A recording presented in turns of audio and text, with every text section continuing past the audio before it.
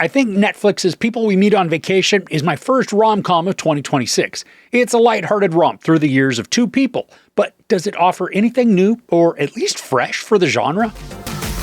Poppy wants to explore the world, and Alex prefers to stay home with a good book, but somehow they are the very best of friends. They live far apart, but for a decade they've spent 1 week of every summer vacation together. So we've got Emily Bader and Tom Blyth as Poppy and Alex respectively. They've been best friends since college, and despite their completely different ambitions and outlooks on life, they have promised to spend a week every summer together in a new place for vacation. Now, the movie's adapted from author Emily Henry's novel of the same name. Now, I haven't read it, so I can't say how closely this may or may not stick to the source material. And luckily, I'm reviewing the movie, not the book, so it doesn't even matter. Now, the story, it was a bit of a frustrating one at first because we weren't spending much time in the present. Instead, we're taken through a large series of flashbacks. Now, luckily, this is the opportunity to work in all of the background and development of our characters and then their relationship, showing how they met, the train wreck that almost was, and then how they began to develop a mutual cadence that bloomed into a deep friendship. Now, we watch the entire story play out through Poppy's perspective, so while we might get to see some glimpses into Alex's feelings and perceptions, the central focus is on Poppy, and she can be a bit self-consumed a lot of the time. I mean, she means well, and I don't think she's a malicious person, but the character can come across as rather selfish just thanks to how pointed or even passionate she can be about something. There are a lot of laughs to be had throughout the many different flashbacks. A lot of them come at Alex's expense because he's just not into traveling or people or new things. Instead, he'd rather be in his small hometown where everything is familiar and safe. Now, thankfully, the story isn't ever mean-spirited towards Alex, but uses his reluctance and then sometimes his awkwardness to create scenarios that make us laugh. There's a bit in one of the earliest flashbacks that put Alex in a very awkward and vulnerable position. And the payoff comes when Poppy has to help him out while also trying not to laugh out loud right in front of him. Now, if I haven't conveyed it yet, the duo, they are adorable together.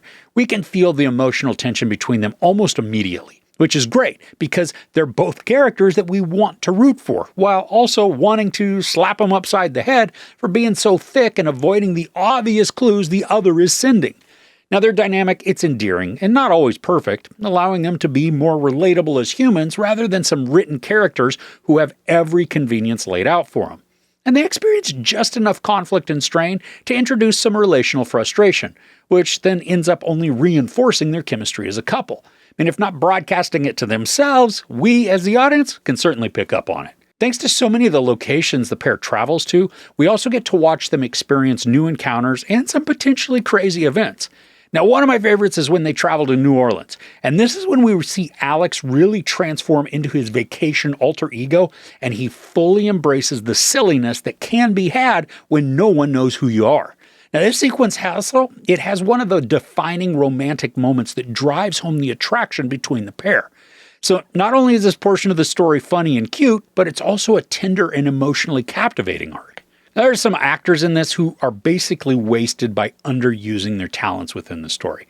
Specifically, I'm thinking of Molly Shannon and Alan Ruck. They play Poppy's parents, and for the brief scene they're in, they make the most of it and steal the show, creating a cringy and uncomfortable situation that is obvious but still wildly hilarious. Now, had the plot had more opportunities to utilize them, there could have been even more embarrassing interactions for us to laugh at. The typical sweet spot for a rom-com runtime, it's about 90 minutes, and this one is just shy of 2 hours, so it does have the potential to feel kind of lengthy or drawn out. But what prevents this from happening, and what ends up making the story feel faster paced, is through all of the various vacation experiences the couple shares. Now, although I could tell the narrative was longer, it didn't feel as though it was dragging out some scenes. Instead, it was building a captivating and natural feeling arc that then capitalized on the charisma the two actors share. And like so many other romantic comedies, this one is highly predictable with a ton of obvious actions and sequences that are thrown in to create some drama or conflict. Now, I didn't mind because the banter between the characters is enjoyable and witty. And when it came time for that inevitable misunderstanding or hurt feelings, the story complication was brought about in the natural course of things. And it didn't feel as though it was this rushed idea they just kind of haphazardly inserted. And yeah, we all know that some sort of drama is going to enter to create a bit of doubt in the will they or won't they scenario. but it doesn't dominate the storytelling, and it's resolved in a reasonable amount of time without feeling trite or even as an afterthought. So by the end of this, I was really digging People We Meet on Vacation. The friend duo is sweet and full of charm, and their budding relationship has a believable growth arc to it. And while we spend the majority of the storytelling in the past via flashbacks, we are provided with a huge understanding of what makes the two click and then builds the grounds for us to root for them to get together. Even with the predictability of the progression and the longer than normal rom-com runtime, this was an endearing and hilarious romp around the world and through time. Surprisingly to me, this will be one I rewatch often thanks to the sweetness and smiles it creates.